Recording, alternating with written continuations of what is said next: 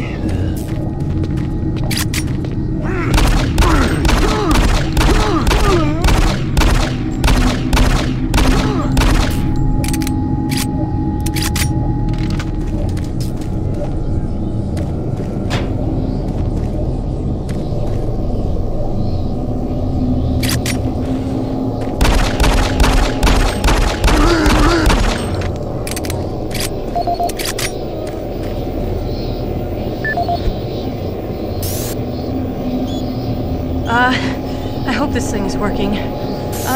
Something is happening here, and no one knows what's going on. The power is going crazy. We can't communicate with Central Administration, and I've heard something like screams. I don't know. It was so disturbing. Okay, my assistant left me, and I'm all alone here. Okay, I'm gonna try to get the network working, but the systems are acting just crazy. I don't know what to do. I think what was that? Oh God. No!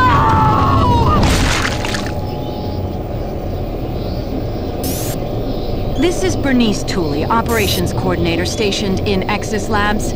I would like to file my third formal complaint to Central Authority about the problems with the work environment here in Exis. It has become increasingly difficult to be productive while construction is going on throughout the facility. The construction workers are rude, lack common courtesies, and are overtly sexist. They use our office space as an unauthorized shortcut and track dirt and debris as a result. In addition to their mess, they insist on drilling and hammering during our core staff hours. Some of them have repeatedly made inappropriate comments that clearly fall under sexual harassment. When I approached the construction supervisor to remedy the situation, he told me in no uncertain terms to mind my own business. Actually, his exact words were, "Don't worry your pretty little head about it." We are already on edge with the unexplained events occurring around the facility, and to add this insult to our tight schedule is too much to bear. If I cannot persuade Central Authority to take this complaint seriously, I'd like to remind them of Section 20, Paragraph 9 of UAC's Facility Regulations Code. It clearly states our employee rights, and we do not need this nonsense. I suggest you reprimand the individuals responsible and take adequate measures to ensure it doesn't happen again. Do not make me log additional complaints. Bernice Tooley, signing off.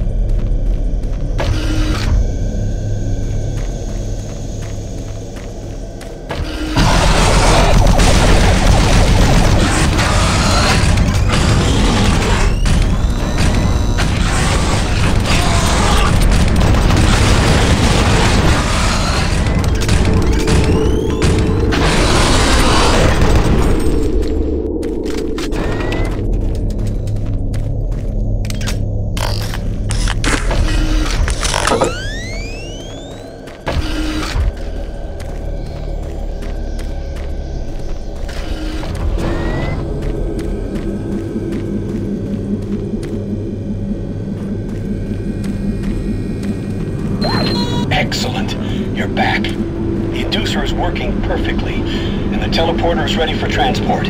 Here's the situation. There's a teleporter outpost in the other dimension, and it's still operational. It's very powerful, and it has a range that could lead those demons all the way to Earth. I would disable it myself, but it requires 2 people to do it. One person at the outpost to initiate the teleporter, and another person here to transmit a power surge to destroy it. I know it's a lot to ask, but you'll need to go to the other dimension, find the remote outpost, and initiate the startup sequence. You're our only hope of defeating this evil. I've got the teleporter ready to go. All you need to do is go into the chamber and initiate the sequence. I'll handle the rest from here. But before you go, I want to give you my personal account of what happened here. It explains everything. The advanced teleporter, how the madness started, everything. It's over there on the console. Please take it. The world needs to know the truth. And good luck.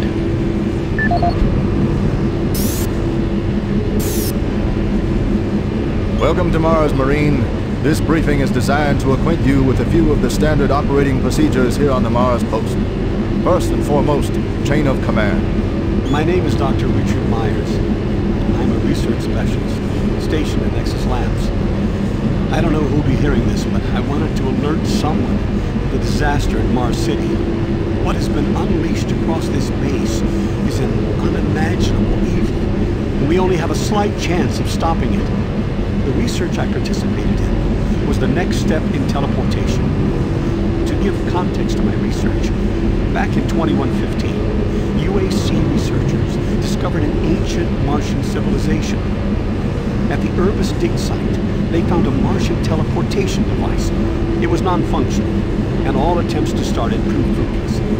It took many years, but the researchers managed to learn enough from the device and other wall carvings to reverse engineer it. The first prototype teleporter, codenamed Project Mercury, was built in Delta Labs and became operational in 2139. This teleporter was only capable of short distance travel and limited quantities of matter transference. It could only teleport a single test subject, small animals and chimps usually, across a room. Once testing intensified and technical data increased, we were able to fabricate more powerful teleporters. In Delta Labs Sector 3, Project Gemini managed to increase teleportation across greater distances. In addition to the increased range, we found we could begin transporting human-sized subjects. It was during this stage we began to see the effects of opening up these portals to that strange dimension. Our scientific curiosity overruled the obvious warnings, and under Dr. Malcolm Betruger's direction, we continued experimenting. On Project Apollo, the engineers developed a room-sized teleporter in Delta Lab Sector 4. It was capable of teleporting a small-sized team to destinations on this new dimensional plane. The expedition teams began exploring and setting up small research outposts. We could only teleport small equipment with the Delta 4 teleporter, and this condition frustrated Dr. Betruger. Soon after the success of Project Apollo, plans were drawn and work executed on a new facility, Exis Labs. At Exis Labs, the goal was to create a large teleporter, similar in scale to the one at Urbis. It would be powerful enough to transport large equipment, even dropships, and eventually shorten interstellar travel. Betruger was so impatient on seeing results from this research, he had the engineers start work on the teleporter once the facility reached 75% completion. We had expedition teams set up a teleporter outpost in the other dimension to link up with Exis. It was at this time I began investigating the strange stories I heard over at Delta Labs. I managed to hack undetected into Betruger's personal logs. What I found scared me to the core. Betruger became obsessed with the findings of this new dimension. He started to push experiments regardless of the human cost. His log entries into the occult and how to harness evil powers were truly frightening. The more recent logs detail how demons, yes, demons, contacted him through his dreams. offering him unimaginable powers. But they demanded he find a way to help them reclaim Earth. Then I realized this other dimension was hell itself. By the time I realized his plan, Betruger had started the invasion. Since the Exis teleporter hadn't reached sufficient functionality, I assumed Betruger decided to launch the demon invasion on Mars without it. However, the Hell Outpost teleporter is operationally ready, and it's only a matter of time before Betruger decides to use it. I'm going to try to reach Chief Engineer Rhodes in the Enpro facility to divert enough power to Exis, and with a little luck, create a big enough power surge to destroy it from here. I can only pray God will forgive me for my part in all this. Help me do things right. Lord, save my soul. Richard Myers, signing off. Decontamination process started. Decontamination complete. I have the teleporter sequence already configured. Just activate the main console. When you reach the outpost, I'll be able to communicate with you. Good luck.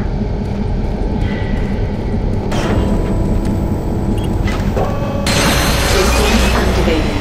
Teleportation will commence in T-minus 3, 2,